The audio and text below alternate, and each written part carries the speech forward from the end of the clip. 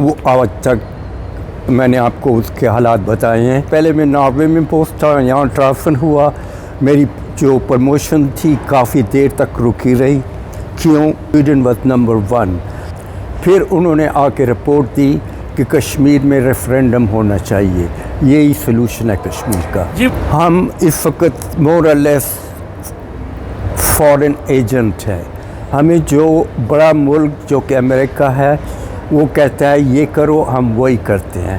وہ سنسیئر نہیں ہے پاکستان کے ساتھ. ان کا صرف جو انٹرسٹ ہے پیسے بنانا, اور انہوں نے بہت پیسے بنائے.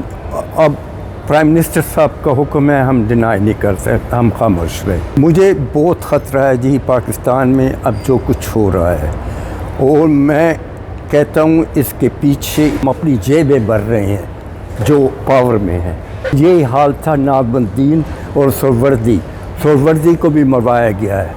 He was highly intelligent person. جیسے آنیسٹ آدمی کو تو پاکستان کو وہ بہت آگے لے جاتے, بہت آگے لے جاتے. لیاقت علی خان کے مروانے کے بعد وہ مروایا گیا. ایک بڑی امپورٹنٹ چیز تو آج تک پاکستان کو نہیں معلوم ہے, وہ یہ ہے کہ ہمیں دیکھنا چاہیے کہ اس کے پیچھے کون ہے تھا, انکوائری کرنا چاہیے. لیکن وہ گورنمنٹ بائی فورس چینج کی گئی. اس وقت کا پاکستان جنت تھا. اب دیکھیے نا نواز شریف کہاں سے پرائم منسٹر بن گیا. اس نے پاکستان کو ختم کیا, تباہ کیا.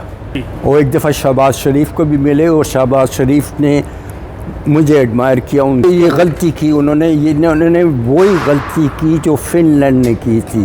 میں وہاں گیا ہوں, مجھے آنسو آ گئے تھے ان لوگوں کو دیکھ کر. روس نے بہت بڑی غلطی کی, سویڈن نے بہت بڑی غلطی کی, اور جو ظلم وہاں اسرائیلی کر رہے ہیں